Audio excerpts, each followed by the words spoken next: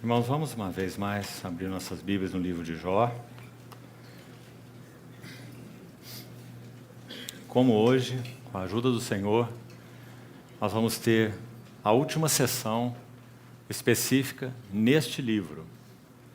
E conforme nós pedimos aos irmãos que estivéssemos juntos diante do Senhor, considerando, para a noite de amanhã e para a noite de terça, nós iremos seguir o mesmo tema. Só que nós iremos trabalhar o assunto relacionado ao trabalhar corporativo de Deus. Sobretudo, o foco do livro de Jó é o trabalhar individual de Deus. Todo trabalhar individual de Deus, ele tem um escopo e um alvo corporativo. Então, nós iremos buscar, com a ajuda do Senhor, na segunda e na terça, seguirmos o mesmo assunto, o trabalho transformador de Deus, e abordando de forma corporativa, segundo a linguagem do Novo Testamento. Então vamos buscar, mais uma vez, a face do nosso Senhor, e entregar a Ele esse tempo, para que Ele nos conduza nessa sessão final específica sobre esse livro. Antes disso, vamos ler alguns versículos, então orarmos ao Senhor, entregando sua palavra. Capítulo 38 do livro de Jó. Ontem nós vimos até o capítulo 37 e extraímos 12 aspectos da interpretação do Espírito Santo a respeito do sofrimento, através, então, das palavras de Eliú, que representa nesse livro o falar do Espírito Santo. Jó capítulo 38, então, verso 1, diz assim: Depois disto, o Senhor do meio de um redemoinho respondeu a Jó: Quem é este que escurece os meus desígnios com palavras sem conhecimento? Ainda no capítulo 42, versos 1 e 2. Então respondeu Jó ao Senhor: Bem sei que tudo podes, e nenhum dos teus planos pode ser frustrado. Verso 5. Eu te conhecia só de ouvir, mas agora os meus olhos te veem. Por isso me abomino e me arrependo no pó e na cinza. E o verso 10. Mudou o Senhor a sorte de Jó. Ou, como temos visto, virou o Senhor o cativeiro de Jó, quando este orava pelos seus amigos, e deu-lhe o dobro de tudo o que antes possuíra. Vamos orar. Senhor, somos tão agradecidos por termos mais uma vez esse santo privilégio de nos reunir como o povo do Senhor. Mais uma vez olhamos para Ti com confiança e pedimos a iluminação do Senhor sobre Sua palavra. Muito obrigado, porque o desejo do Senhor é revelar-nos Cristo mesmo nas Escrituras. E esse também é o desejo do nosso coração. Por isso entregamos esse tempo a Ti e confiamos na assistência e provisão plenas do Teu Espírito Santo, para que entendamos a Tua palavra. Oramos com confiança, em nome do Senhor Jesus. Amém. Irmãos, apenas em linhas gerais, o que temos visto até aqui, acho que podíamos projetar de novo, uma última vez, esse esboço que nós fizemos. Nós tomamos esse verso do capítulo 42, que acabamos de ler: Eu te conhecia só de ouvir falar, mas agora os meus olhos te veem. Colocando então como início e o fim do trabalhar de Deus no livro de Jó. Já que somos autorizados a usar a questão, a palavra fim, porque é esta que aparece no livro de Tiago, no capítulo 5, verso 11, que é a chave que abre o livro de Jó. Quando diz: tendes ouvido da perseverança de Jó e do fim que o Senhor lhe deu. Porque o Senhor é cheio de terna misericórdia e compassivo. Que lindas palavras. Porque esse livro, como nós falamos, olhado numa primeira vista, numa primeira leitura, o que mais soa, a nota desse livro, é o sofrimento, sem dúvida nenhuma. É a desgraça, entre aspas, e não a graça. Mas com que clareza o Espírito Santo encerra esse livro no capítulo 42, com isso que Tiago chamou de fim que o Senhor lhe deu. Qual é o fim? Em uma frase: agora os meus olhos te veem. Esse é o fim. Então, irmãos, como vamos ver, nesses discursos finais, que são os discursos de Deus, conforme colocamos ali, aquele quinto degrau nessa escada aí, né? Os discursos do próprio Deus, que iniciam no capítulo 38 e vão até o capítulo 41. Esses discursos finais, eles sobretudo revelam que Deus tem um propósito definido para conosco. No singular, Deus tem um propósito definido. Agora, nem sempre, ou podemos mesmo dizer, poucas vezes, Deus deixa claro para nós os caminhos pelos quais Ele atingirá esse propósito. Então, essa é uma das lições mais importantes nos discursos de Deus. Então, por favor, me permitam repeti-la. Esses discursos do capítulo 38 a 41, os discursos de Deus, em 2 etapas nós vamos ver, vamos dividi-lo, porque assim é dividido no livro de Jó. Sobretudo, a lição desses discursos, a lição para Jó, é que Deus tem um propósito definido. Mas poucas vezes Ele nos deixa conhecer quais são os caminhos pelos quais Ele nos guiará para atingir esse propósito.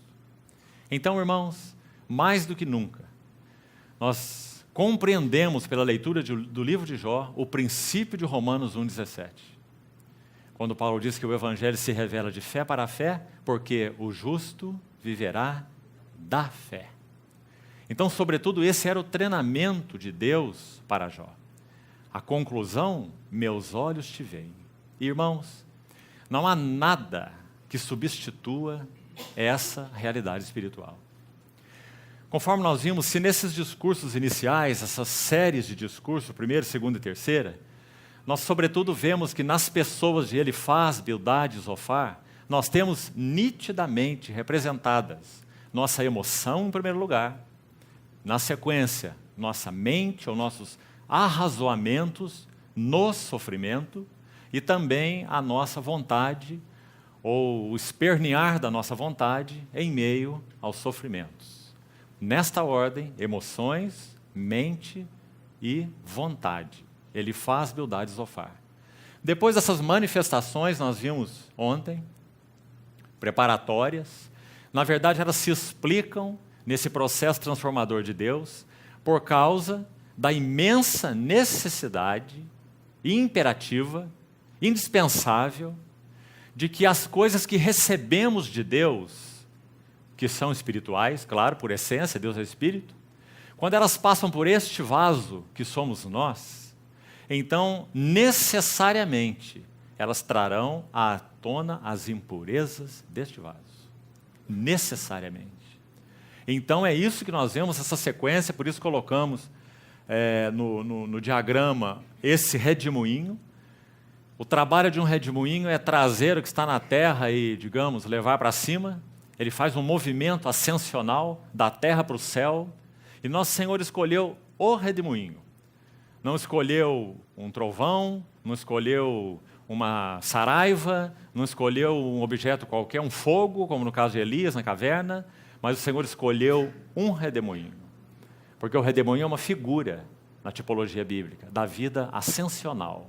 Ou, em outras palavras, como vimos, da nossa vocação celestial. Todos nós, santos irmãos, participamos de uma vocação celestial. Por isso, considerai atentamente o apóstolo e sumo sacerdote da nossa confissão. Então, esse é o nosso chamamento. E Paulo, em Filipenses 3, diz que ele prosseguia para o alvo e para o prêmio de uma ascensional vocação, ou uma soberana vocação de Deus em Cristo Jesus. Então, essa vocação é tão refletida, de uma maneira tão clara, nesse livro de Jó, em palavras tão diretas e tão claras. E graças ao Senhor, porque podemos realmente encontrar na própria Bíblia a chave para esse livro, a chave que abre esse livro, e podermos agora ter, com a ajuda do Senhor, Jó, talvez como um livro mais aberto para nós. O que antes era selado, talvez agora, pela graça do Senhor e pela interpretação do Espírito Santo, esteja sendo aberto. Irmãos, o resumo é um só. O grande conflito no livro de Jó, falando, digamos agora, em termos de visão, é que, embora o princípio eterno, porque emana de Deus, imutável, nunca passará, aquilo que o homem semear, isso também ceifará. Essa é uma das leis pelo qual o universo é mantido. Nunca passará. Por outro lado, essa não é a verdade total. Este não é o único princípio. Então, quando Deus, para obter um alvo maior, que a Bíblia chama e explica como o princípio da filiação, ele é mais elevado do que o princípio da semeadura e da colheita. Claro, há princípios mais elevados, há princípios menos elevados, todos são princípios de Deus.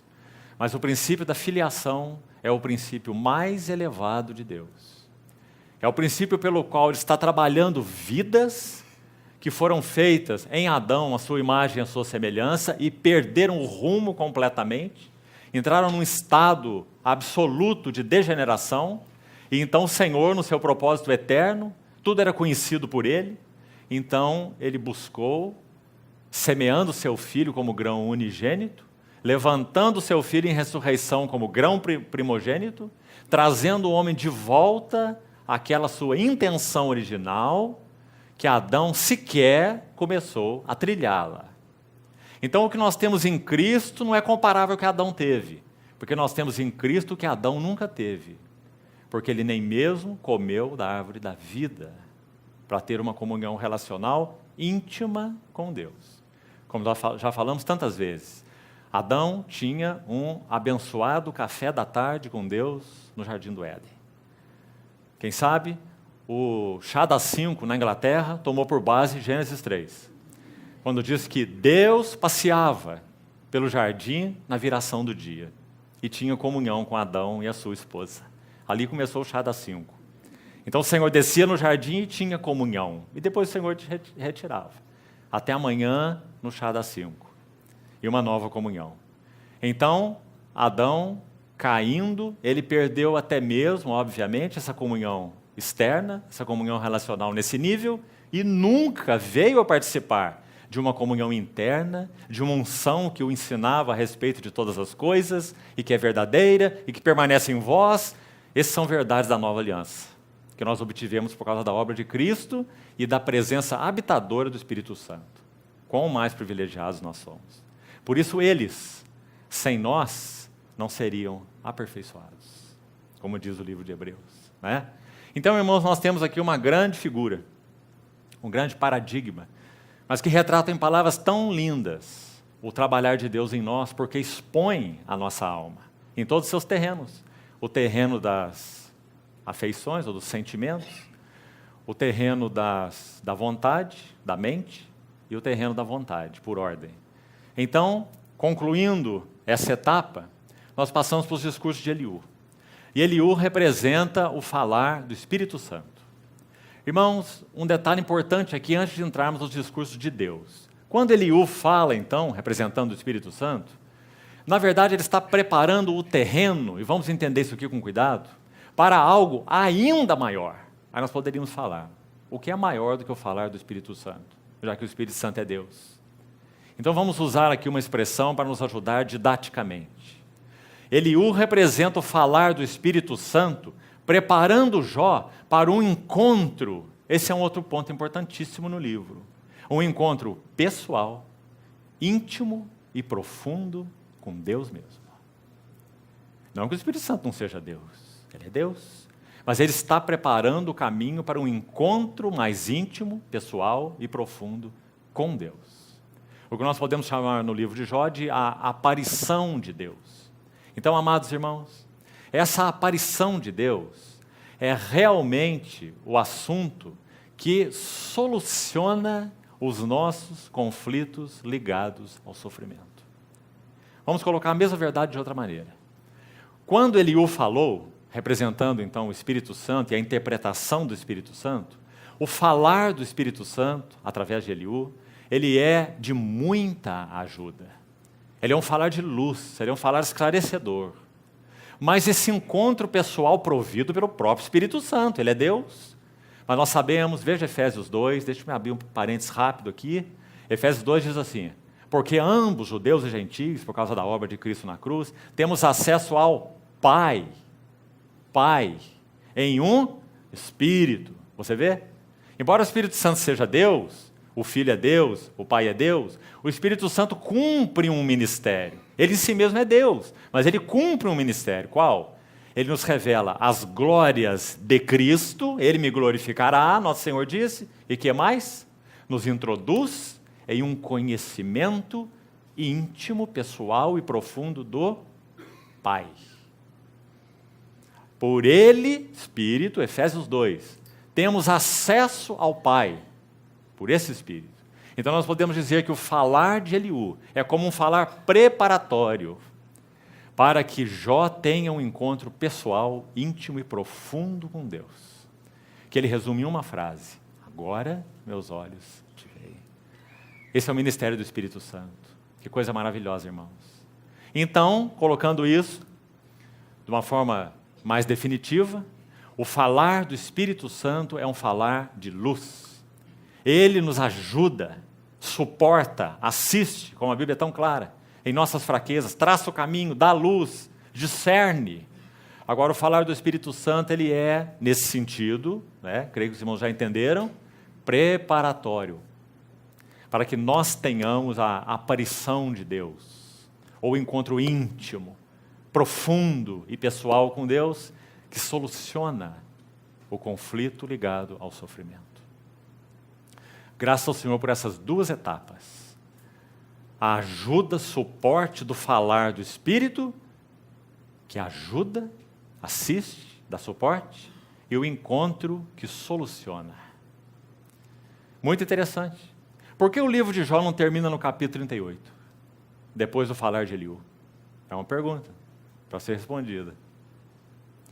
Porque o falar do Espírito Santo preparatório. O ministério do Espírito Santo não é revelar o Espírito Santo.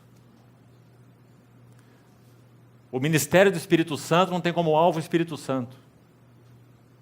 O ministério do Espírito Santo é cristocêntrico.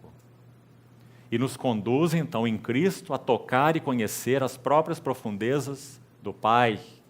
1 Coríntios capítulo 2. Ninguém conhece as coisas do homem, senão o Espírito do homem que nele está. Assim também as coisas de Deus, ninguém as conhece, senão o Espírito de Deus. Ora, nós não temos recebido o Espírito do mundo, mas sim o Espírito de Deus, para que conheçamos o que por Deus nos foi dado gratuitamente. Então é um ministério revelador, iluminador, condutor do Espírito Santo. E o propósito final? O encontro íntimo, profundo, definitivo, solucionador na nossa comunhão com Deus. Então, esse caminho também é traçado na tipologia do livro de Jó, e muito interessante nós observarmos essa ordem. Creio que realmente ela não pode passar desapercebida. Então, os discursos de Eliú, 6 capítulos, vimos ontem, 12 aspectos, realmente muito práticos. Ele interpreta para nós o sofrimento, o que Deus faz no sofrimento, os caminhos de Deus no sofrimento. O Espírito Santo trouxe isso à tona de 12 maneiras na sua fala com Jó, Eliú com Jó. Agora nós chegamos aos discursos de Deus, a última fase, 38 a 41, são 3 capítulos. E então, resultado final, aquele último degrau, um novo Jó, definido naquela frase. Agora, meus olhos te veem. E todo o processo do livro descreve esse quebrantamento. Nós falamos, para ilustrar isso também, aquele assunto das duas águas, que nós já citamos. O povo de Israel sai do Egito, vai para Canaã, o filisteu também, só que o filisteu nada conhece do trabalhar de Deus, porque não pertence ao povo da aliança de Deus, não tem uma relação com Deus, não conhece a Deus. Então eles vão por terra seca, pelo caminho normal. Mas o povo de Deus, para ir do Egito, figura do mundo, a Canaã, figura não só de Cristo, mas da plenitude de Cristo. Como já explicamos por quê. Porque o maná também é figura de Cristo, o sangue do cordeiro também é, o próprio cordeiro, a água da rocha, mas Canaã é diferente. Canaã é figura da plenitude de Cristo, porque o maná, a água da rocha, o sangue do cordeiro não são alvo, mas Canaã é alvo. Canaã é o ponto final. Até que todos cheguemos à unidade da fé e ao pleno conhecimento do Filho de Deus, à plena varonilidade, à medida da estatura da plenitude de Cristo. Isso é Canaã. Então, para que o povo fizesse essa jornada, primeira água, Mar Vermelho. Não sabeis que todos vós que fostes batizados em Cristo, de Cristo vos revestistes? Então esse é o Mar Vermelho, a primeira água. Depois dessa entrada, nessa relação, tipificada pelo batismo, a vida de união com Cristo, então as nossas almas vêm à tona.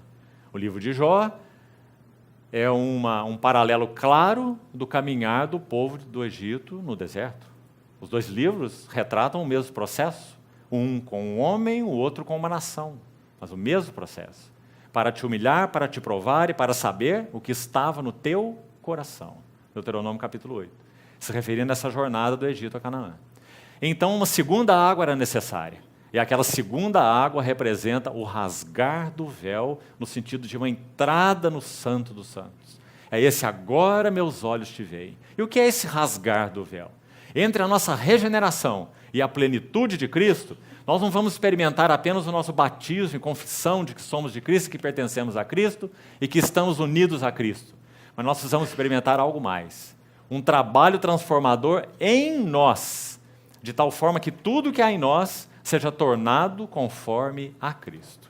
Esse tudo que há em nós é o terreno da nossa alma, mente, vontade e sentimentos. Então, irmãos, isso é o que a Bíblia chama de filiação. Não sei quantas vezes, e faríamos isso quantas vezes fossem necessárias, irmão, com todo o prazer. Mas já não sei quantas vezes nós já falamos nisso aqui nesses dias. Esse é o princípio que rege o livro de Jó. E não é só o livro de Jó, já falamos. Rege a Bíblia toda, de Gênesis a Apocalipse. Rege o trabalhar de Deus em Jacó, Abraão, Isaías, José. Para onde você for, Saulo, Pedro. O exemplo do discipulado a Cristo, Pedro, um modelo de discipulado a Cristo, o mesmo trabalho. Princípio da filiação. Então, se para o treinamento de filhos, de glória em glória na sua própria imagem, primogênito entre muitos irmãos, o propósito de Deus, de nos fazer semelhantes a Cristo, Ele vai arranjar, porque é necessário que sejam arranjados, sofrimentos em nossas vidas. Então, se nós interpretarmos esses sofrimentos pelo princípio da semeadura e colheita, nós já erramos. E esse é o erro dos 3 amigos de Jó. O erro dos 3 amigos e o conflito de Jó. Porque para os 3 amigos era muito fácil. Jó está numa desgraça porque Jó pecou. Simples demais. Ele é que é um tolo, ele não consegue enxergar isso. E Jó estava do outro lado do cabo de guerra, dizendo, não me argue a consciência por nenhum dia só da minha vida. E como vamos solucionar essa questão? Ela não tem solução no princípio da semeadura e colheita. Ela só tem solução no princípio da filiação, conduzindo muitos filhos à glória. Então o Senhor ordena sofrimentos que nada tem a ver com pecado, para que então a cruz trabalhe em nossas vidas, e nós possamos ser transformados de glória em glória. Então, uma última vez, quando encerramos o assunto específico de Jó hoje, nós estamos repetindo isso. Porque, irmão, se você esquecer tudo mais, e você guardar isso, então você poderá, pela graça do Senhor, se afinar com uma das linhas mestras da revelação de Deus nas Escrituras. filiação, como nós já falamos, de Gênesis a Apocalipse. É isso que ele está fazendo. E por isso ele está arranjando circunstâncias. E por isso ele está enviando sua palavra. Palavra de Deus, trabalho das circunstâncias. Sofrimento por um lado, palavra de Deus pelo outro. E sofrimento mais palavra de Deus é igual a quebrantamento. Na tipologia, isso é o Jordão. Por quê? Porque quando o Senhor... Pode apagar, por favor, irmão. Obrigado. Quando o Senhor ordenou que o seu povo saísse do Egito para Canaã, vamos lembrar só esse fato, para com a ajuda do Senhor lançar mais luz. Quando eles forem entrar em Canaã, algumas coisas específicas deveriam ser feitas. Irmão, Deus não é um Deus sistemático, tolo, sem razões, aleatório. Tudo que ele faz tem um propósito. Romanos 15:4. Tudo que outrora foi escrito, para o nosso ensino foi escrito. Então, quando aquele povo foi passar a segunda água, que na tipologia fala desse quebrantamento. Quebrantamento para quê? Para que agora nossos olhos o vejam. Porque o véu que bloqueia nossos olhos do dele é nossa alma não transformada. Então, ao lidar com esse véu na tipologia da passagem pelo Jordão, como ela aconteceu? Em todo o caminhar do povo de Israel no deserto, a arca ia ao meio. Se você estudar o livro de Números, você vai ver isso. Mas quando eles foram passar o Jordão, Deus já começou a dar uma primeira ordem. Ele disse, agora vocês vão inverter. Agora a arca vai à frente. Por quê? Tipologicamente falando, muito óbvio, a arca é uma figura de Cristo, e a passagem da arca para a frente significa a primazia de Cristo, ou a preeminência de Cristo.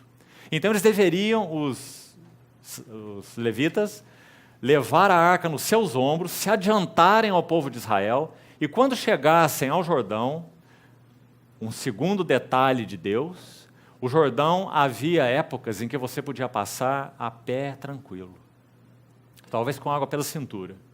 Mas o Senhor ordenou que eles passassem em um tempo em que o Jordão transbordava por todas as suas ribanceiras. Por que será? Porque Deus faz as coisas aleatórias ou porque Ele quer nos falar algo? Então era nessa época que eles iriam passar. Por quê? O justo viverá da fé. E o Senhor tinha dito a eles, Josué capítulo 1, versículo 3, todo lugar em que pisar a planta do vosso pé será vosso. Isso na linguagem do Novo Testamento é, o justo viverá da fé. Aquilo que de Cristo tem sido revelado a nós, e nós misturamos a palavra com fé, e agarramos com firmeza as verdades ouvidas, então essa é a nossa apropriação prática de Cristo. A apropriação da revelação que nos está sendo dada. Né? Isso é pisar o solo com a planta do nosso pé. O justo viverá da fé. Então, quando eles chegaram lá com a arca e viram aquele Jordão transbordando, era para eles recuarem. Eles teriam que colocar, não adiantava orar na beira do Jordão, e nem adiantava ler a Torá, e nem cantar hinos. Eles tinham que pisar com seu pé no Jordão transbordante. Compreende, irmão? E quando aquele pé tocou aquelas águas, a Bíblia diz então que o Jordão se abriu. E agora eles vão passar. De novo a ordem de Deus, tão cheia de detalhes. Entra a arca primeiro, porque essa experiência primeiro foi do nosso próprio Senhor Jesus. Então ele desce ao fundo do Jordão, aqueles que carregam a arca, e param. Por que eles não terminaram de passar? E aquele paredão de água não foi retido de um lado e do outro, mais ou menos como o Mar Vermelho. Porque Deus queria dizer algo. Então aqueles que levavam a arca pararam no fundo, no leito do Rio Jordão. Vamos ler isso no Novo Testamento agora? Onde está isso, irmão? 2 Coríntios 4. Em tudo somos atribulados, mas não desamparados. Perplexos, mas não desanimados. E etc. Aí ele diz, levando sempre no corpo o morrer de Jesus, para que também a vida de Jesus se manifeste em nossa carne mortal, de modo que em nós opera a morte. Em outras palavras, em nós opera o trabalho da cruz, mas em vós a vida. Não foi o que Paulo disse para os Coríntios? Isso que estava acontecendo no Jordão em tipologia. Ali estavam os levitas, com a arca sobre os ombros, no fundo do leito do Jordão, digamos, mantendo aquele rio aberto como um caminho de vida, uma passagem para a plenitude, porque eles permaneceram na morte. A pergunta, irmãos, se nós estamos orando pela edificação da igreja, nós precisamos ser muito honestos nessa oração. Porque o Senhor nos faz uma pergunta, quando nós pedimos que Ele edifique a sua assembleia em cada localidade. E oramos, porque o Espírito Santo geme no nosso íntimo e esse é o nosso desejo. Nós não somos uma instituição, nós não somos uma organização, nós somos candeeiro, testemunho para o Senhor. Então nós oramos para que o Senhor edifique a sua igreja. E o Senhor nos faz uma pergunta. A pergunta é muito simples, mas muito séria. Quantos vão morrer? Porque se não há morte, não há vida. Colossenses 1:24, Paulo diz assim: agora eu me regozijo por vós, e eu preencho o que resta das aflições de Cristo na minha carne, a favor do seu corpo, que é a igreja. Irmãos, vamos deixar algo bem claro aqui. Os sofrimentos e aflições de Cristo para a redenção, ninguém poderia sequer participar, muito menos cumpri-las. São únicas, porque Ele é o único Deus-homem. Então essas são as aflições para a redenção, mas não são dessas que Paulo está falando. Essas Cristo já cumpriu cabalmente e disse: está tudo feito e consumado. Essas aflições de Cristo para a redenção, Ele cumpriu sozinho. Agora aqui, as aflições de Cristo para a edificação da igreja. Não para a redenção, mas para a edificação. Para essas aflições Ele chama cooperadores.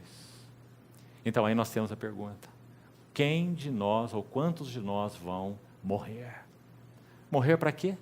Morrer para si mesmos, morrer para os seus interesses, morrer para as suas prioridades, morrer para os seus alvos, porque se não morrer, fica só. Esse foi o princípio verdadeiro para o nosso Senhor Jesus, e é verdadeiro para a edificação da igreja. Paulo compreendeu isso muito bem, e disse que ele regozijava, cumprindo na sua carne o que resta, veja essa palavra resta, das aflições de Cristo, a favor do seu corpo que é a igreja. O que resta para a redenção? Nada. O que resta para a edificação? Muito. Por quê? Porque não temos morrido. Temos procurado o caminho fácil. Lembra que o profeta Ageu profetizou no seu primeiro capítulo, ligado ao povo de Israel, não lembra? Vocês estão morando em casa apanelada, sustento, vida boa, tranquilos, e a casa de Deus permanece em ruínas. Em outras palavras, a pergunta é: quantos vão morrer para que Deus tenha a sua casa edificada? Morrer para si mesmos, interesses, alvos, prioridades, metas, etc, etc. Né? Então, irmãos, se Deus não alcançar em nós cooperadores dispostos a morrer, nunca a sua igreja será edificada. Então isso está na tipologia do Jordão. O mesmo caminho da filiação que nós estamos falando, o mesmo processo de quebrantamento. Então eles permaneceram no fundo do leito do rio. O que eles fizeram lá? Os irmãos se lembram? O Senhor deu uma ordem para eles recolherem 12 pedras e fazerem um monumento no leito do rio. Também não é uma ordem que parece tão sem sentido. O rio ia fechar de novo, aquele memorial ia ficar lá escondido, ninguém ia ver aquilo. Não é? O que o Senhor quis dizer? Cada pedra tipificando uma tribo de Israel, no fundo do rio. Morte. Memorial de morte. E depois, quando passaram o rio, lembre-se que eles foram os primeiros a entrar na morte, todo o povo passa e depois eles saem. Os primeiros a entrar e os últimos a sair. Esse é o chamamento de Deus, para que a igreja seja edificada. Em nós opera a morte, mas em vós a vida. Irmãos, que princípio. Então, depois que eles saíram, todo o povo passou, sai os sacerdotes com a arca no ombro, lá do lado de fora eles erguem um altar correspondente àqueles que eles deixaram no fundo do leito do rio. De novo, 12 pedras, com o nome das 12 tribos de Israel. O que significa isso? O memorial da ressurreição.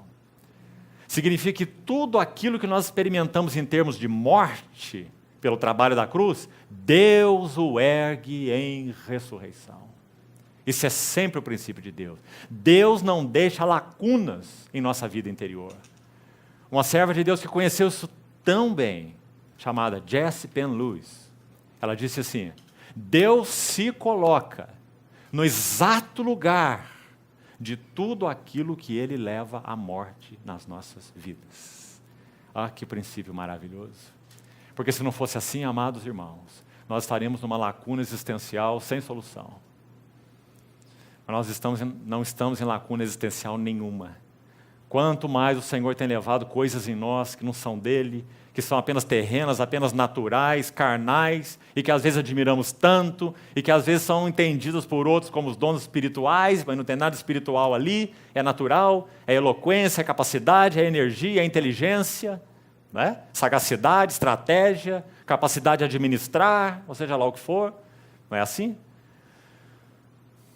O Senhor pede que nós coloquemos tudo isso na cruz, para que receba o trato da faca afiada de 2 gumes, de Hebreus 4:12, para que então ele possa se colocar no lugar daquilo que ele levou à morte. Esse é sempre o trabalho de Deus, através do qual ele obterá filhos maduros. Do contrário, irmãos, vamos continuar nos alegrando porque somos redimidos, vamos continuar nos alegrando porque o Senhor Jesus é fiel e ele garantiu-nos uma aliança e uma salvação, mas vamos esquecer esse assunto de maturidade. E vamos nos conformar a reunir todo domingo e vir aqui cantar e nos alegrar, que é o máximo que nós vamos conseguir. Se nós não compreendermos o propósito de Deus de filiação, a ardente expectativa da criação aguarda a revelação dos filhos maduros de Deus. Romanos 8. Então, irmãos amados, se o Senhor tem aberto os nossos olhos para isso, nossa responsabilidade é muito grande, é imensa. É maior do que aqueles que, de alguma maneira, por algum motivo, só o Senhor sabe, não têm entendido essas coisas. Então, que o Senhor tenha misericórdia de nós, que o Senhor nos capacite, que o Senhor abra os nossos olhos e que o Senhor nos dê uma responsabilidade maior em função daquilo que Ele nos tem revelado. Então, esse é o livro de Jó, o princípio da filiação.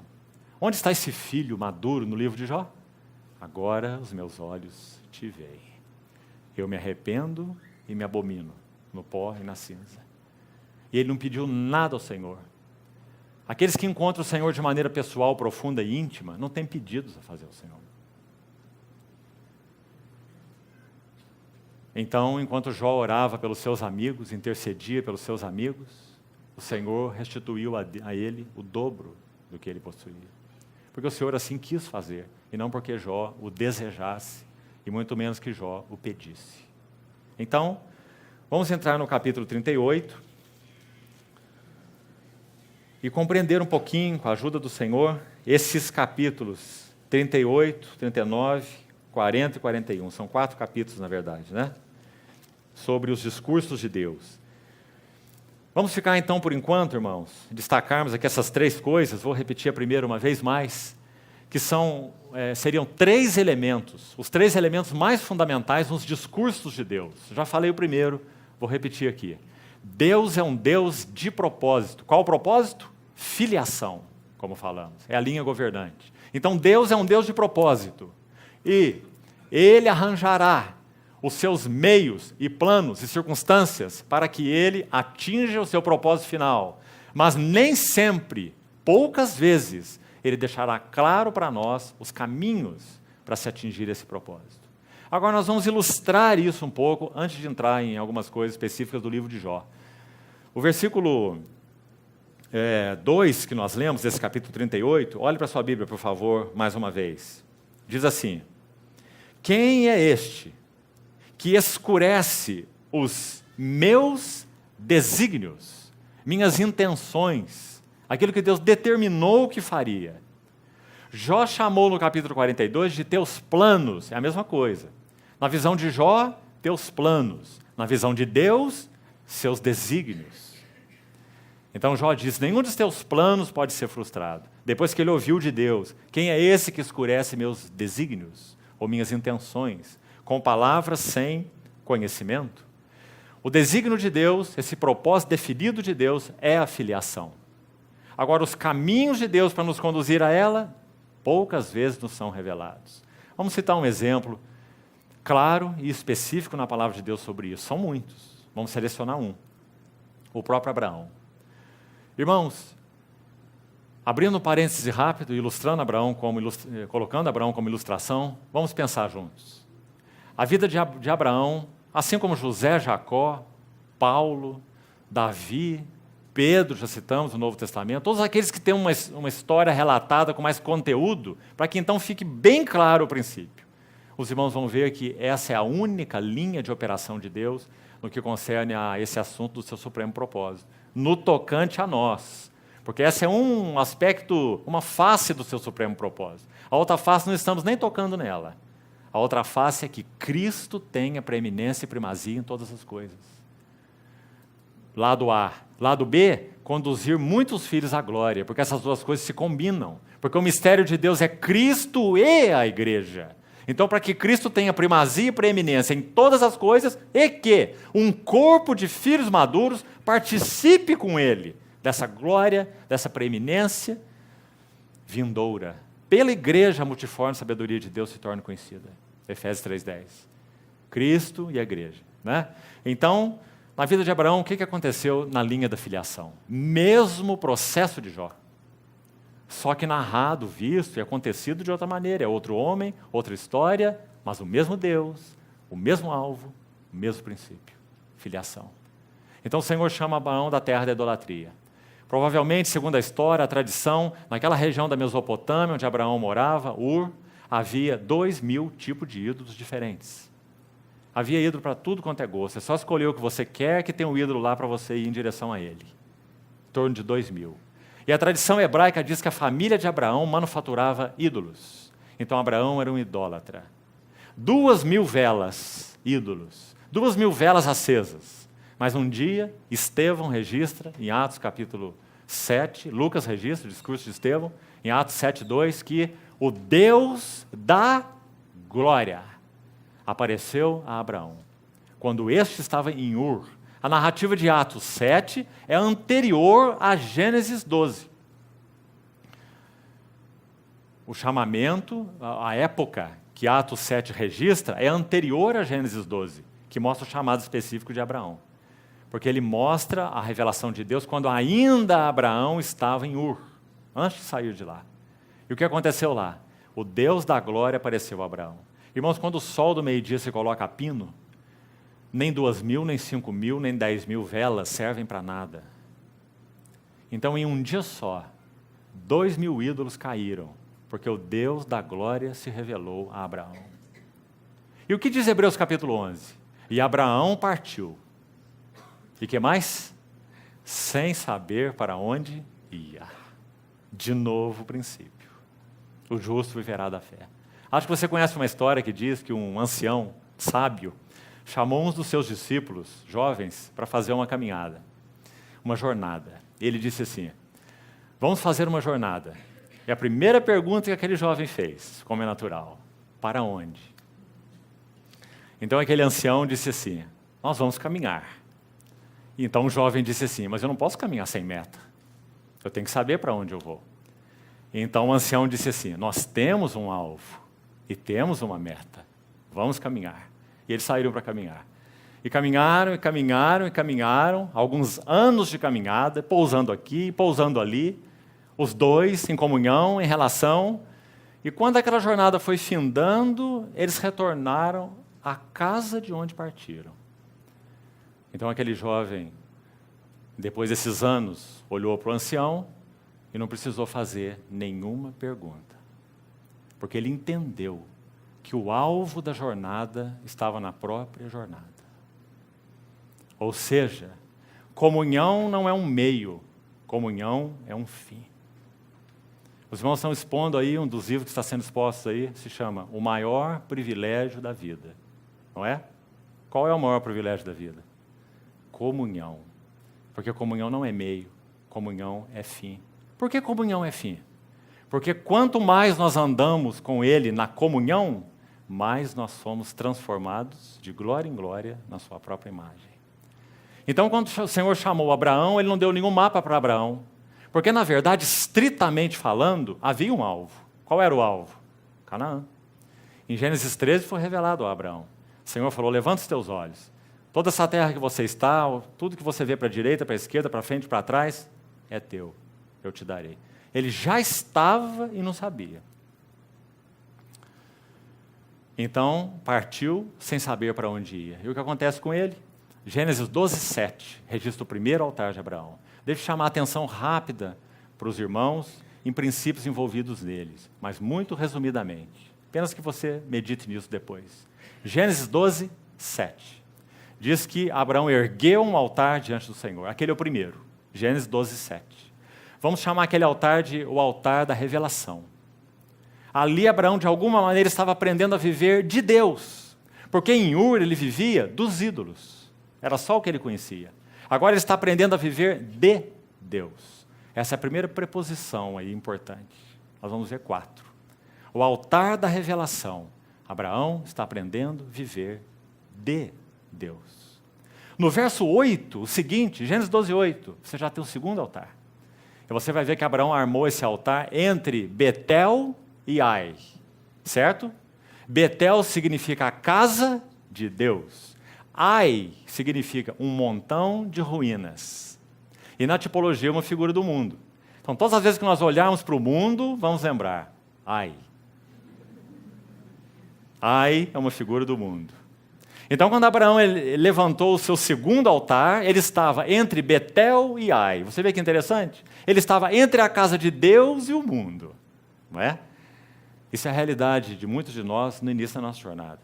Estamos caminhando com Deus, mas estamos entre a casa de Deus e o mundo. Não é?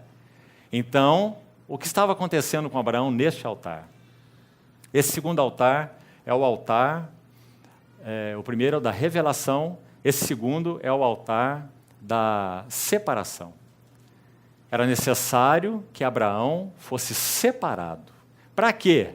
Para que ele aprendesse a viver, agora não só de Deus, mas ele aprendesse a viver para Deus. Então ele não poderia ficar entre Ai e Betel, ele teria que ser separado. Esse segundo altar é o altar da separação, para que ele aprendesse a viver para Deus. Logo depois desse altar, se você abriu sua Bíblia, você vai ver o que Abraão fez. Ele caminhava em direção ao Neguebe, houve fome naquela terra, e ele correu para o Egito. Porque sua vida não estava ainda separada. Ele está aprendendo a viver para Deus.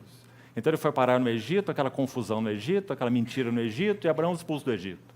Para onde ele volta? Exatamente para o lugar onde ele saiu. Porque não há atalhos com Deus. Então ele volta exatamente para o altar entre Betel e Ai. Diz o capítulo 12. Diz assim, onde primeiro tinha armado o seu altar. Ou seja, aquele tempo no Egito, digamos assim, foi um tempo girando em círculos, perdido.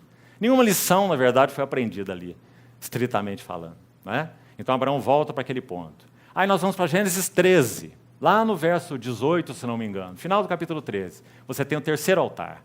E diz que aquele altar foi armado em Hebrom, nos carvalhais de Manre. Manre significa força. E Hebrom significa comunhão. Então agora Abraão no terceiro altar está aprendendo a viver com Deus. Então primeiro viver de Deus, depois vivendo para Deus, agora vivendo com Deus. Mas isso ainda não é o ponto final. Ainda há um quarto e último altar. Está lá em Gênesis 22, onde ele coloca o seu próprio filho, Isaque. Esse altar, então, o terceiro altar, seria o altar da comunhão. O primeiro é o altar da revelação, o segundo é o altar da separação, o terceiro é o altar da comunhão, porque Hebrom é comunhão, e o quarto e último altar, lá em Moriá, é o altar da adoração. Então, agora, Abraão, nesse último, aprendeu a viver em Deus. Irmãos, e essas 4 preposições falam do avanço da nossa jornada. Aprendendo a viver de Deus. Não de recursos, de coisas daqui e dali, vivendo de Deus. Já é um grande aprendizado. Mas o Senhor quer mais. Ele quer nos ensinar a viver para Deus. Mas ainda o Senhor quer mais. Ele quer nos ensinar a viver com Deus. Abraão andava com Deus. Enoque andou com Deus. Noé andava com Deus. Né? Mas ainda há algo mais. Através de andar com Deus e na comunhão com Deus, Ele vai nos ensinar a habitar nele, ou andar, viver em Deus. porque esse é o propósito final. Ou seja, o altar da adoração. Revelação, separação, comunhão e adoração. Como Jó termina?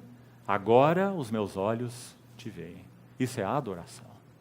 Isso é adoração em espírito e em verdade. Então você vê que o processo é exatamente o mesmo, só que manifesto de duas formas diferentes. Então, essa é a primeira lição importante dentro dos discursos de Deus registrados aqui nesses 4 últimos capítulos de Jó. O segundo aspecto, chave desses 4 capítulos, que são os discursos de Deus, poderíamos colocar assim: os 4 discursos vão deixar claro que Deus cuida perfeitamente dos assuntos dos seus filhos, de maneira amorosa, cuidadosa e fiel. Deus cuida totalmente dos assuntos dos seus filhos, em cada detalhe, de maneira amorosa, cuidadosa e fiel. Isso, de alguma maneira, Jó viu quando Deus começa a discursar com ele. Você sabe por quê? Deixa eu citar um exemplo, para os irmãos entenderem isso. Abra o capítulo 40, versículo 13. Olha que interessante.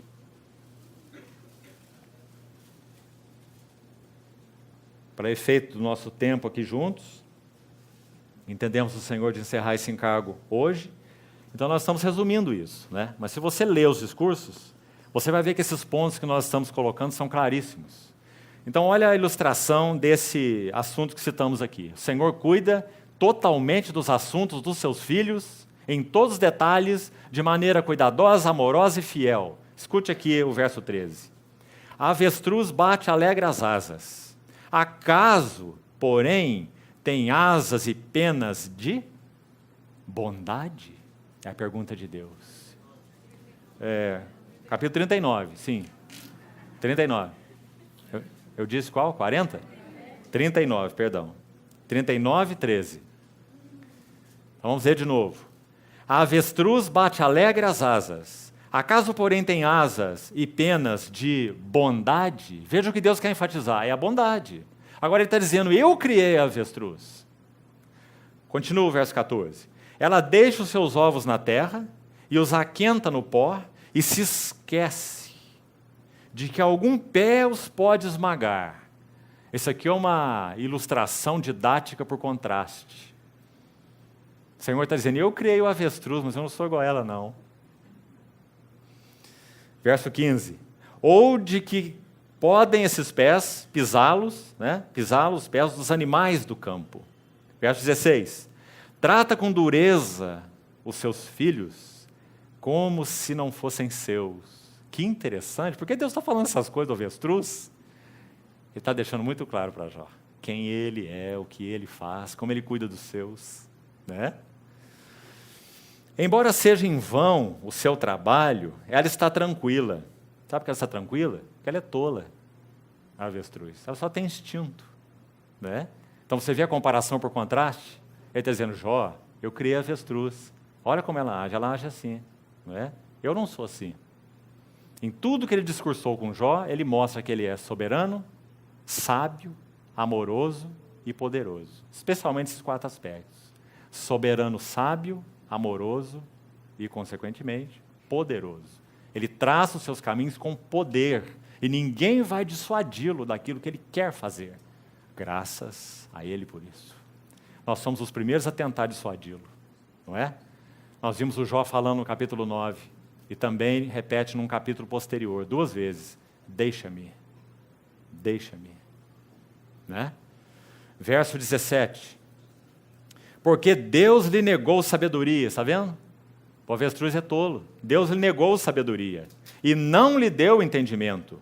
Mas quando de um salto se levanta para correr, ri-se do cavalo e do cavaleiro. Quer dizer que nesse sentido ela é mais poderosa do que o cavalo e o cavaleiro. Então você vê a figura que o Senhor usou? O que ele está enfatizando aqui? 2 coisas você viu, bondade e sabedoria. Essa avestruz não tem bondade e nem sabedoria. Então ele está fazendo a comparação por contraste, em quem ele é nos tratos com os seus filhos. Ela trata os seus filhos como se não fossem seus. Você vê a comparação? Eu trato os meus filhos porque são meus. Só que com bondade e com sabedoria. Então, essa é a segunda lição importante nesse discurso de Jó. E uma terceira lição importante nesses discursos de 4 capítulos. Deus deseja levar-nos ao fim de nós mesmos. Como falamos no início, é uma absoluta necessidade, não é uma opção. Ele tem que nos levar ao fim de nós mesmos. Do contrário, nós não poderemos viver nem de Deus, nem para Deus, nem com Deus e muito menos em Deus. Permanecei em mim e eu permanecerei em vós. Nunca atingiremos essa realidade se o Senhor não nos levar ao fim de nós mesmos e dos nossos recursos, em todos os níveis. Irmãos, que Deus misterioso, que matemática estranha a matemática divina. A matemática divina, subtração significa adição. Então, essa é a terceira e importante lição. Vamos ver um pouquinho dessa terceira lição, questão do fim de nós mesmos, num outro exemplo rápido. Vamos pensar um pouco sobre Isaías, para ilustrar. Me lembro que numa das visitas que nós tivemos aos irmãos, nós compartilhamos um pouco a respeito desse vaso Isaías e Abraão e Paulo, fazendo um relacionamento entre o vaso e a visão. Fizemos isso uma certa vez juntos, alguns irmãos aqui participaram. Esse trabalho transformador de Deus na vida de Isaías é registrado de muitas maneiras, mas num capítulo muito especial, porque o capítulo dá o conteúdo todo, de uma forma concisa, resumida e linda. E esse você sabe qual é. Isaías capítulo 6. Veja o progresso em poucos versículos, em 8 versículos, de Isaías capítulo 6. Primeiro ele diz assim: no ano da morte do rei Uzias, eu vi o Senhor. Então, primeira visão, a glória do Senhor, ou a glória de Cristo, se quisermos trazer para a linguagem do Novo Testamento, que diz em João 12, se você quiser conferir, João 12, 39 e seguintes, vai dizer que Isaías viu a glória do Senhor Jesus e falou sobre ele. Claro, de quem que Isaías fala no capítulo 53? Não é? Então Isaías viu a glória do Senhor e falou sobre ele. Então ele diz: meus olhos viram o Rei. E essa é a glória do Senhor Jesus, a glória do Verbo de Deus, o Senhor dos Exércitos, visão da glória de Cristo. Segundo, imediatamente, ai de mim. Você vê, irmão? Isso é Abraão, isso é Jacó, isso é Pedro, isso é Isaías, isso é João, isso são todos aqueles que seguiram o Senhor. Ai de mim. A palavra no original ali, que vou perecendo na nossa tradução, a Revista Atualizada traduz assim, a palavra no original é muito mais forte. Diz assim: ai de mim, sou um homem digno de morte, porque os meus olhos viram o Rei. E imediatamente a santidade de Deus expôs a malignidade de Isaías e a pecaminosidade de Isaías. Então, ai de mim, sou um homem digno de morte. Essa frase resume o significado da visão de Cristo e da visão de nós mesmos, paralela. A visão de Deus a visão de nós mesmos sempre caminhará na exata proporção da nossa visão de Deus. Não tem jeito de nós conhecermos bem a Deus e pouco a nós mesmos. Não tem jeito de conhecermos pouco a Deus e bem a nós mesmos. Por isso, conhece-te a ti mesmo da filosofia é uma falência, porque nós só podemos conhecer a nós mesmos se conhecemos a Deus. E por quê? Porque enganoso é o coração mais do que todas as coisas, e desesperadamente corrupto. E a pergunta de Jeremias é: quem o conhecerá? Nenhum de nós é capaz. Por isso Jeremias já responde: eu, o Senhor, esquadrinho o coração. Eu provo os pensamentos. Que Deus maravilhoso nós temos, não é? Então ele viu a glória do Senhor, ele viu a sua miséria, sou digno de morte. Mas não parou aí. Terceiro passo em Isaías 6. Uma brasa foi tirada do altar.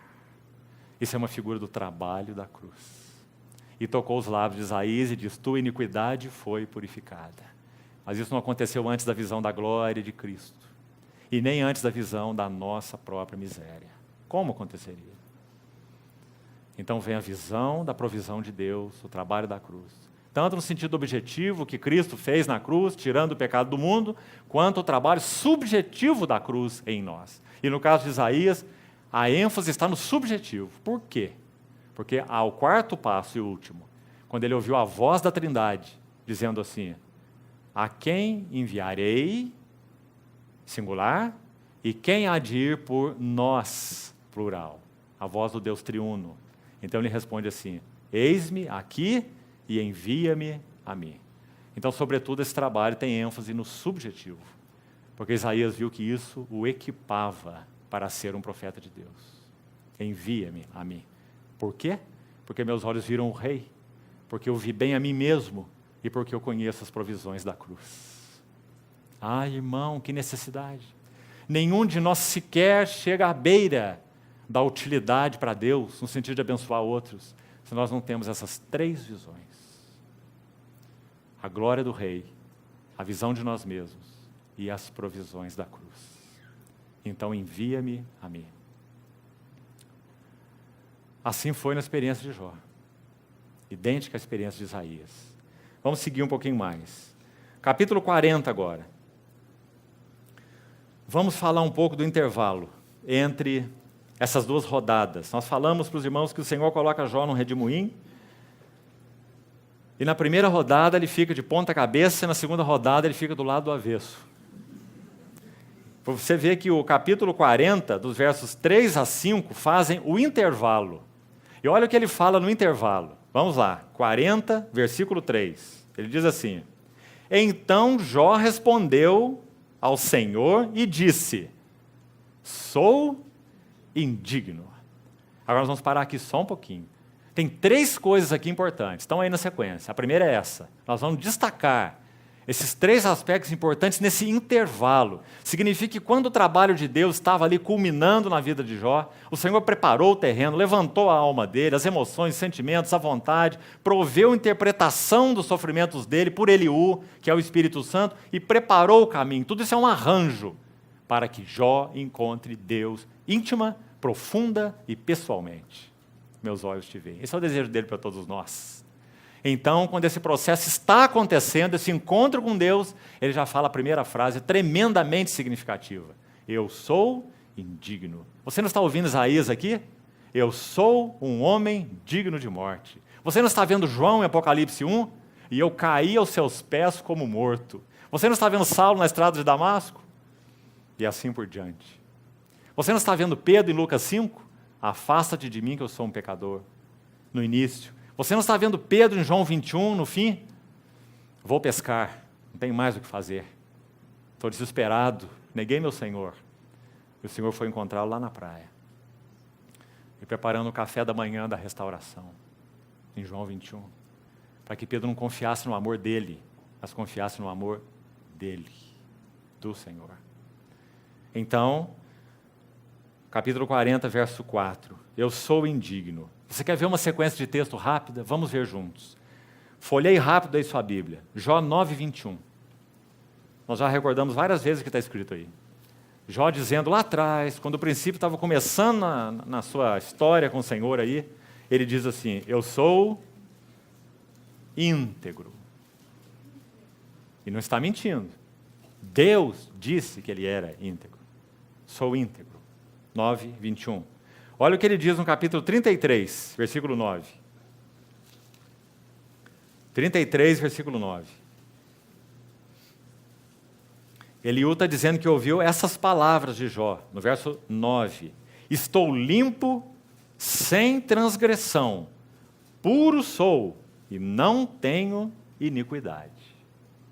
Agora olha o capítulo 34, um pouquinho mais aí à frente, verso 5. Porque Jó disse, sou justo. Olha o capítulo 35, versículo 2. Porque dizes, de que me serviria ela? Que proveito tiraria dela mais do que o meu pecado? Versículo 2. Achas que é justo dizeres, maior é a minha justiça, verso 2, né? Maior é minha justiça do que a de Deus? Está vendo Jó aí? Agora, pela primeira vez, capítulo 40, versículo 4. Sou indigno. Então, o que está acontecendo aqui nessa frase de Jó? Obviamente, nessa primeira rodada do redemoinho, ele foi exposto diante da soberania, sabedoria, cuidado fiel e amoroso de Deus por tudo que é dele. muito mais por aqueles que são dele. Então, essa é a primeira frase importante aí. Aí ele continua, que te responderia eu? Agora vamos para a segunda frase importante nesse intervalo. Ela está aí, ponho a mão na minha boca. Muito significativa. Por quê? Ela representa um reconhecimento da pequenez e da nulidade de Jó. Irmãos, isso é um passo enorme. É o mesmo que disse lá atrás, sou íntegro, sou reto, sou justo, sou isso, sou aquilo. Agora ele diz, põe a mão na minha boca. Pequenez e nulidade reconhecidas. Mas tem uma terceira coisa, muito importante também, verso 5. Uma vez falei e não replicarei. Aliás, 2 vezes, mas não prosseguirei. O que significa essa frase? Agora sim, podemos afirmar, Jó chegou na absoluta rendição. Então, primeiro, eu sou indigno. Segundo, reconhecimento de sua nulidade e pequenez. E terceiro, absoluta rendição. Irmãos, é interessante como o processo de Deus segue esse ciclo nas nossas vidas. O Senhor, digamos, segundo a tipologia de Jó, está tão claro, e na nossa experiência isso é muito bem confirmado, o Senhor dá uma primeira rodada. Se nós respondemos bem, então Ele dá uma segunda rodada. Mas se nós não respondemos suficientemente bem, então Ele tem que insistir de outras maneiras, para nos convencer, para nos mostrar, né? Porque o trabalho de Deus sempre será uma operação da soberania de Deus e da resposta do homem, juntas. Não a soberania de Deus passando por cima de nós como um trator, ignorando quem nós somos. Deus não age assim. Então, Jó pôs a mão na boca e disse, não prosseguirei, então Deus prossegue. Se ele para, Deus prossegue. Se ele continua, Deus para. Assim é conosco. Então, versículo 6. Então o Senhor, do meio de um redemoinho, respondeu a Jó. Agora vamos entrar aqui em mais detalhes do texto mesmo, para concluirmos, numa comparação linda e muito didática que o Senhor faz desses 2 animais com o próprio Jó. Elas chegam a ser, em alguns aspectos, cômicas. São maravilhosas. Veja. Então o Senhor, do meio de um redemoinho, está aí o segundo redemoinho, ou segunda vez, né? Falando com Jó da mesma maneira, no redemoinho, respondeu a Jó, cinge agora os teus lombos como homem, eu te perguntarei, e tu me responderás. No início do livro, era Jó perguntando e Deus não respondendo, para que o silêncio de Deus trouxesse a alma de Jó à tona. Agora que o processo está no final, o Senhor diz, eu vou perguntar, vou assumir o teu lugar, e você vai me responder. E se você estudar esses capítulos, você vai ver que até o capítulo 39 e 40, até aqui, a primeira rodada, você vai ver que Jó, ou que Deus faz, 46 perguntas para Jó. É um teste do Enem. Jó tira 0. Né? Não consegue responder nenhuma pergunta, das 46 que estão aqui, nesses 2 capítulos. Então, verso 8. Acaso anularás tu, de fato, o meu juízo? Ou me condenarás para te justificares? Ou tens braço como Deus? Ou podes trovejar com a voz como Ele o faz? Orna-te, pois, de excelência e grandeza, veste-te de majestade e de glória, derrama as torrentes da tua ira e atenta para todo soberbo e abate-o. Ele está dizendo para Jó fazer isso. Coitado do Jó, não é? Mas por que ele está dizendo isso? Porque é isso que ele faz. De novo, a soberba de Jó é retratada aqui. Nós já lemos isso lá num dos discursos. Creio que os irmãos se lembram. Soberba. Então aqui Deus repete a mesma coisa. Verso 12.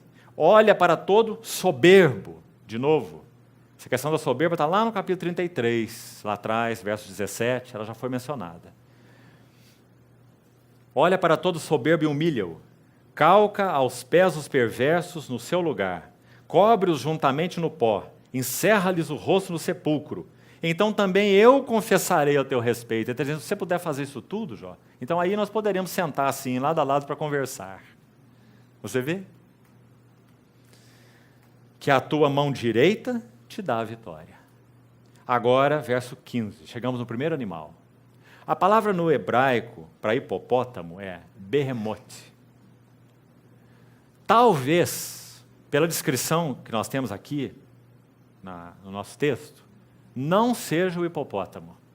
Pelo detalhe que diz, Deus o proveu de espada. Provavelmente se refira a algo como um rinoceronte. Mas não vai fazer diferença nenhuma para nós. Não é? Isso aqui é uma tradução. A palavra que o Espírito Santo inspirou é behemoth, não é? Que significa um monstro. E a palavra do capítulo 41 é outro animal, crocodilo. Podes tu com um anzol apanhar o crocodilo? Se você ler o texto, você vê que também não é um crocodilo, porque o crocodilo não solta fogo pela boca, né? Mas o animal aqui solta fogo pela boca. Então, muito provavelmente, isso aqui se refere a animais pré-históricos, né? O behemoth e o leviatã é o nome traduzido para crocodilo. 2 monstros. Então é dito assim, Deus compara Jó a 2 monstros. Veja bem. O primeiro, vamos ler sobre ele. Contempla agora o hipopótamo que eu criei contigo. Essa frase é muito interessante. Parece que quando Deus criou o hipopótamo, ele criou o Jó junto com ele. Os 2 são irmãos, é o Jó e o hipopótamo. Porque o Senhor quer que Jó olhe para o hipopótamo e diz, olha lá e vê o que você vê lá. Então ele descreve o hipopótamo assim. Ele come erva com o boi. A sua força está nos seus lombos. E a de Jó estava onde? Aí também. Aí estava sua força, sua beleza, sua equidade, sua justiça. Né? E o seu poder nos músculos do seu ventre. Endurece a sua cauda como cedro. Os tendões das suas coxas estão entretecidos. Os seus ossos são como tubos de bronze. E o seu arcabouço como barras de ferro. O que o Senhor está dizendo aqui? Vamos pôr em outras palavras. Ninguém pode dar uma rasteira no hipopótamo. Ninguém poderia derrubar o grande Jó. Então o versículo 19 diz, ele é obra-prima dos feitos de Deus. Uma frase chave aqui. Sabe por quê? Deixa aí o seu texto marcado, abra rapidamente o Jó capítulo 1, onde o livro começa. E veja o que diz lá. Olha o verso 3. Jó capítulo 1. Depois de dizer assim no verso 1, que ele era um homem íntegro, reto, temente a Deus e que se desviava do mal, é dito no final do verso 3, do capítulo 1, que esse homem era o maior de todos os do Oriente. Viu o hipopótamo? Esse é Jó. Então, lá no verso 19, ele é obra-prima dos feitos de Deus. O que o fez, o proveu de espada. Em verdade, os montes lhe produzem pasto, onde os animais do campo se folgam. Deita-se debaixo dos lotos, no esconderijo dos canaviais e da lama, os lotos o cobrem. Verso 23, se um rio transborda, ele não se apressa, fica tranquilo, ainda que o Jordão se levante até a sua boca. E o verso 24, preste atenção. Acaso pode alguém apanhá-lo quando ele está olhando? Lembra o capítulo 29 de Jó? Ele dizendo, quando ele saía em público, os jovens até se retiravam. Os príncipes se aquietavam. Os nobres punham a mão na sua boca. E Jó falava. Então, verso 24. Quando esse animal, esse hipopótamo sai, pode alguém apanhá-lo quando ele está olhando? Ou lhe meter um laço pelo nariz? Tem 2 vezes a pergunta pode aqui, ligada aos 2 animais. No verso 24, a esse behemoth. Pode alguém apanhá-lo? No verso 40, do capítulo 41, versículo 1, ligado ao leviatã, traduzido aqui como crocodilo. De novo, pode tu com anzol apanhar o crocodilo? 2 vezes. Pode apanhar o hipopótamo? Pode apanhar o crocodilo? Sabe o que Jó entendeu? Tão bem, tão obviamente, que esses 2 são exatamente figura do que ele era. Porque quando ele responde no capítulo 42, quando Deus encerra o propósito, ele diz assim, bem sei que tudo podes. Ele usa a mesma palavra. Ele está dizendo, o hipopótamo foi derrubado. E o crocodilo foi pescado. Graças ao Senhor. Que mão fiel. Vamos ver o que ele fala sobre o crocodilo e o que tem isso a ver com Jó e conosco, para nós terminarmos. Diz assim, podes tu com anzol apanhar o crocodilo? Ou lhe travar a língua com uma corda? Ninguém travou a língua de Jó naqueles discursos. Ninguém conseguia. Tentaram. mas não puderam travar a língua dele. Né? Do justo e íntegro Jó. Verso 2. Podes meter-lhe no nariz uma vara de junco ou furar as suas bochechas como um gancho? Imagina você colocar um piercing no crocodilo. Né? É o que está falando o versículo 2 aqui. Colocar uma coisa na sua bochecha aí. Né? Furar as bochechas com um gancho. Acaso te fará muitas súplicas? Ou te falará palavras brandas? Fará ele acordo contigo? Ou tomá-lo-ás por servo para sempre? Brincarás com ele como se fora um passarinho? Ou tê-lo-ás preso à correia para as tuas meninas? Acaso os teus sócios negociam com ele? Ou repartirão entre os mercadores? Encher-lhe-ás a pele de arpões ou a cabeça de farpas? Põe a tua mão sobre ele. Lembra-te da peleja e nunca mais o intentarás. Eis que a gente se engana em sua esperança. Acaso não será o homem derribado só em vê-lo? Ninguém é tão ousado que se atreva a despertá-lo. Quem é, pois, aquele que pode erguer-se diante de mim? Quem primeiro me deu a mim para que eu tenha que retribuir-lhe? De novo você vê, ele está dizendo, eu criei o crocodilo, e ninguém pode apanhá-lo, somente aquele que o criou. Essa é a lição, simples e direta para Jó. Verso 12. Não me calarei a respeito dos seus membros, nem da grande força, nem da graça da sua compostura. Quem lhe abrirá as vestes do seu dorso? Agora entramos num assunto especial aqui, que vai do 13 ao 17. O assunto aqui é quebrantamento. Veja que palavras interessantes. Quem abrirá as vestes do seu dorso? A palavra de Deus é viva e eficaz e mais cortante do que qualquer espada de 2 gumes. E penetra para dividir alma e espírito, juntas e medulas, e para discernir os pensamentos e os propósitos do coração. Mas ninguém pode fazer isso, a não ser o Deus que criou o crocodilo. Né? Continuando aí, verso 14. Quem abriria as portas do seu rosto? Pois em roda dos seus dentes está o terror. É o próprio Jó, não é? As fileiras das suas escamas, agora está falando da proteção externa dele, a carcaça, são o seu orgulho. Cada uma bem encostada, como por um selo que as ajusta. A tal ponto, uma se chega à outra, nessa escama aí desse Leviatã, nessa carcaça, que entre elas não entra nem ar. Mais claro impossível.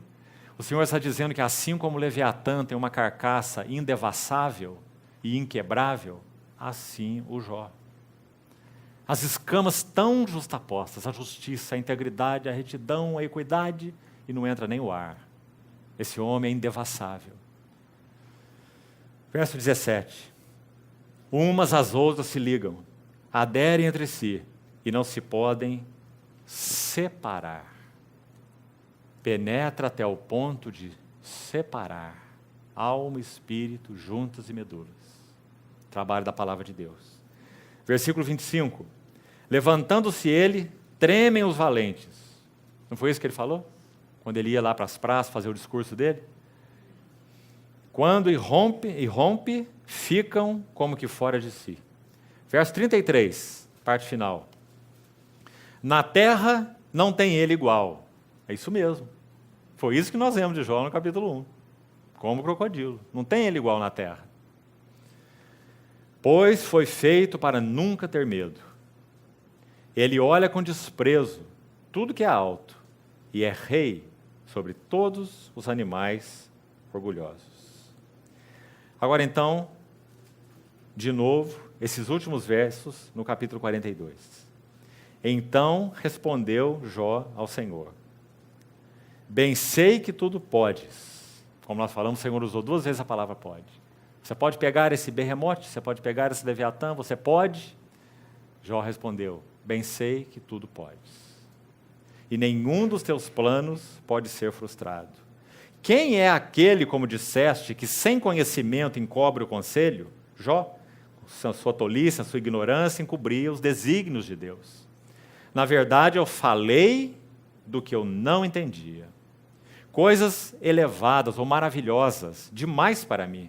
Coisas que eu não conhecia.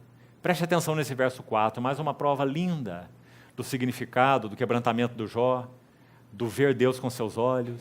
do lugar que ele alcançou em Deus depois desse processo. Verso 4. Escuta-me, pois havia dito, e eu falarei. Anteriormente, ali nos discursos de Deus, ele disse, eu falarei, eu te perguntarei, e tu me responderás. Jó não respondeu nada, ele só ouviu a Deus, e viu o significado daquilo. E a palavra de Deus entrou nesse crocodilo, entrou nesse hipopótamo, e dividiu essas escamas, e foi até o fundo, e deixou tudo claro para ele. Então agora ele inverte de novo o quadro e diz assim, escuta-me, pois havias dito, e eu falarei. Mas preste atenção aqui, eu te perguntarei, e tu me ensinarás. Ele nunca havia dito isso. O que ele dizia antes? Eu te perguntarei e tu me responderás. Porque ele estava arguindo Deus. Mas agora ele foi colocado no lugar adequado. Então agora eu pergunto e tu me ensinas. E não tu me respondes, mas tu me ensinas. Um coração ensinável. Resultado do quebrantamento. Enquanto esse trabalho não é cumprido em nossa vida, irmãos, nós achamos que somos mestres. Mas à medida que Deus vai cumprindo esse trabalho em nós, nós vemos que nós somos alunos, eternamente, dele e uns dos outros. Eu te conhecia só de ouvir, mas agora meus olhos te veem e eu me abomino, a abominação, idolatria, já falamos, palavra forte, eu era um idólatra e me arrependo no pó e na cinza. Então o Senhor chama Elifaz, está aí na sequência, chama Elifaz, julga Elifaz, dizendo que ele e os dois amigos haviam dito de Jó que não era reto, manda que eles recolham os sacrifícios, vão até Jó e peçam a Jó que ore por eles. Mais um aspecto, intercessão. Paulo escreve em Colossenses 2 assim, quero que saibais que grande luta eu venho mantendo por vós, pelos laodicenses e por quantos não me viram face a face. Por que Paulo era um intercessor? Porque Paulo foi quebrantado. Porque o Senhor atingiu esse alvo na vida de Paulo. Então Paulo se tornou um intercessor. Nós não podemos ter um coração ensinável. Nós não podemos ser intercessores, nos colocando na brecha pelas intenções de Deus. E nós não podemos assumir na nossa carne o que resta das aflições de Cristo e abençoar outros, a não ser que tenhamos passado por este processo, ou que estejamos passando por ele. Então, quando Jó intercede pelos seus amigos, ele recebe tudo em dobro. O que isso significa? Que a vida de Jó cumpriu o propósito ligado à glória de Deus e o propósito ligado à bênção dos homens. Esse duplo propósito. Então, irmãos, esse é o assunto envolvido nesse livro. Vamos terminar aqui, e amanhã e terça, então, com a ajuda do Senhor, nós vamos falar um pouco sobre o trabalhar corporativo. Nós vamos usar uma frase-chave, em João 13, que o nosso Senhor disse assim, é nisto que conhecerão todos que sois os meus discípulos, se tiverdes amor uns para com os outros. E nós vamos buscar as referências que têm a ver com essa e que vão tomar esse amai-vos uns aos outros e abri-lo e dissecá-lo em muitas frases. O quanto conseguirmos fazer nesses 2 dias, nós vamos fazer. São frases explicativas do amai-vos uns aos outros. E quando nós entrarmos nessas frases, nós vamos entender o que Deus usa no corpo de Cristo para realizar esse trabalho transformador em nós. Então, se você quiser adiantar esse assunto, tome essa frase, uns aos outros ou mutuamente. De João até o fim da Bíblia. E selecione essas frases. Para que nós compreendamos um pouco do trabalhar corporativo de Deus, para atingir o mesmo propósito. Porque não é apenas uma questão do Espírito Santo em nós, trabalhando nossas almas e nos conduzindo a Deus. Porque a plenitude de Cristo só será experimentada na vida do corpo. E tudo que Deus faz no indivíduo, Ele o traduz no corpo. Nunca individualmente apenas. Então nós vamos examinar esse assunto, o trabalhar transformador de Deus no que concerne ao corpo de Cristo. O Senhor também nos ajude nisso, nos dê sua direção. Vamos orar.